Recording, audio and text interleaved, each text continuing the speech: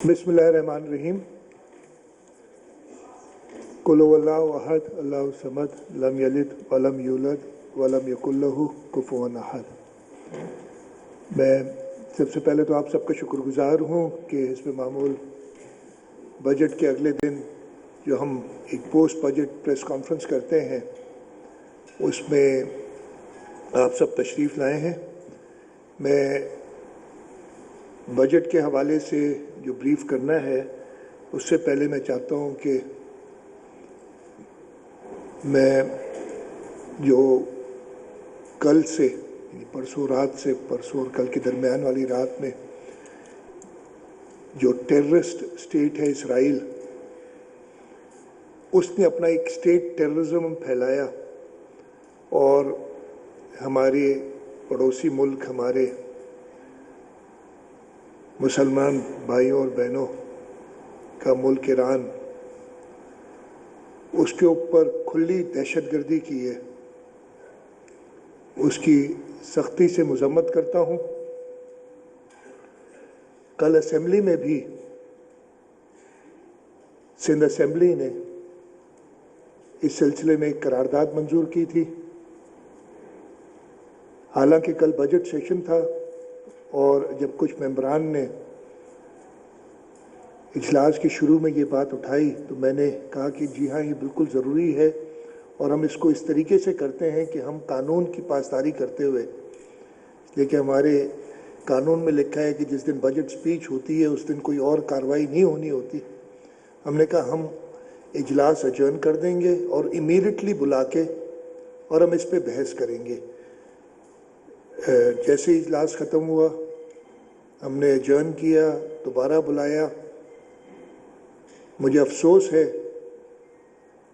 कि इतने अहम मामले पे, चले मेरी बजट स्पीच तो मैं आदी हूँ, पहली बार नहीं। कल पाकिस्तान पीपल्स पार्टी की सिंध हुकूमत ने इस सूबे का कितना हो गया 17वां मुसलसल बजट पेश किया। मैं उस बजट की खदोखाल और उसके जो इम्पोर्टेंट उसमें हमने चीज़ें एड्रेस करने की कोशिश की उनके बारे में बताऊंगा। Before I go to our budget, मैं चाहूँगा कि आप सबको आगाह करूँ।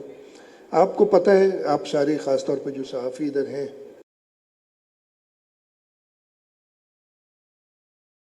कवर करते हैं और देखते हैं। हमने इस साल का बजट जब बनाया था, ये जो मौजूदा साल 2024-25 जो 30 जून को ख़त्म होगा, उसमें हमें, इसलिए आपको ये भी पता है कि हमारे ज़्यादातर रिसोर्सेज वफाक जो टैक्सेस कलेक्ट करता है, वफाक टैक्सेस सूबे से जो कलेक्ट करता है, ये मैं वाजे कर दूँ, ये पता नहीं कुछ लोगों का ख्याल है कि वफाक से पैसे आते हैं, नहीं, वो कलेक्टिंग एजेंट है हमारे। तो वो कलेक्टिंग एजेंट, कलेक्शन एजेंट जो है, उसने हमें वादा किया, हम एक IMF प्रोग्राम के अंदर भी थे, उन्होंने हमें वादा किया कि हम आपको 1900.8 बिलियन हम आपको देंगे डिविजिबल पूल टैक्सेस में से। हमने बजट उस हिसाब से बनाया। इस बजट में हमें मसाइल आए, जो ट्रांसफ़र्स आने थे वफाक से वो टाइमली नहीं आ रहे थे। हमने वफाक से रुजू किया, उनको लिखते भी रहे और हमें वो यही कहते रहे कि जी हम ऑन ट्रैक हैं, हम ऑन ट्रैक हैं। हक़ाइक़ कुछ और बता रहे थे, लेकिन एक वफाकी हुकूमत अगर हमें कहती है कि हम ऑन ट्रैक हैं तो उस पर यकीन करना पड़ता है। आपको हैरत होगी, हमने बजट दिया है कल यानी 13 जून को, 11 जून को, राइट,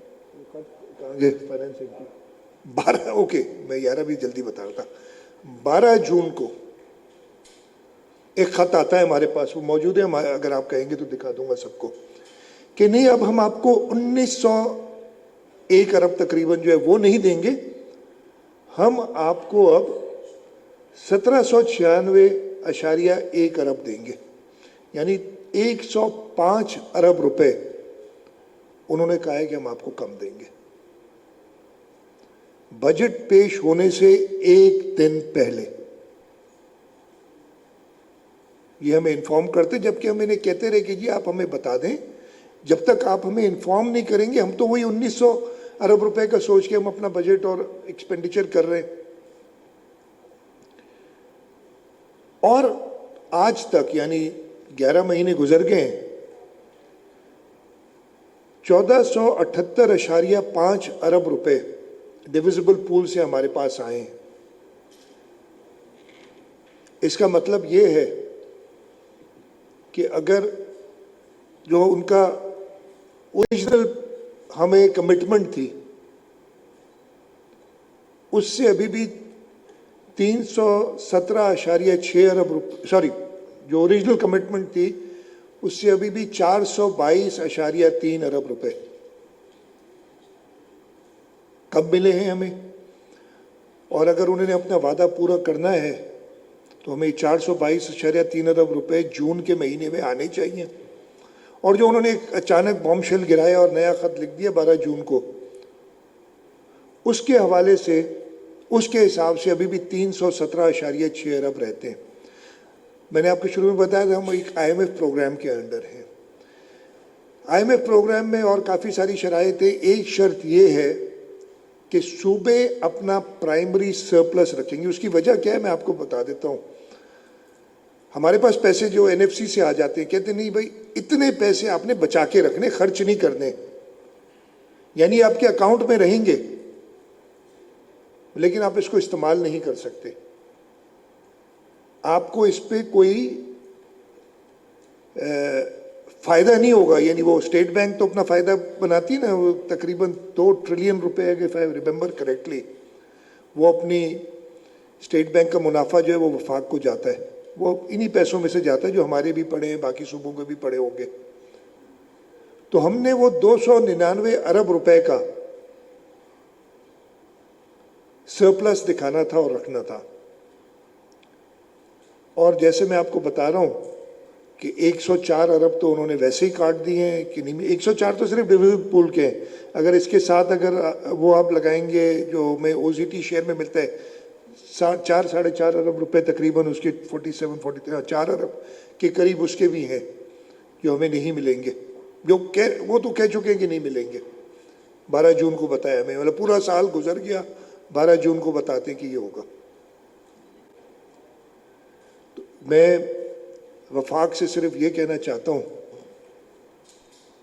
कि जो वादे आप करते हैं और फिर सूबों को कहते हैं कि आप एक पर्टिकुलर फाइनेंस, एक नेशनल फिस्कल पैक्ट साइन करते हैं, कहते हैं कि जी आपने इन दायरे के अंदर रहना है, तो फिर अपने भी जो रिसोर्सेज है, जो रेवेन्यूज़ है जो आप सूबों को ट्रांसफ़र करने हैं आपने, उनका भी ख्याल रखें।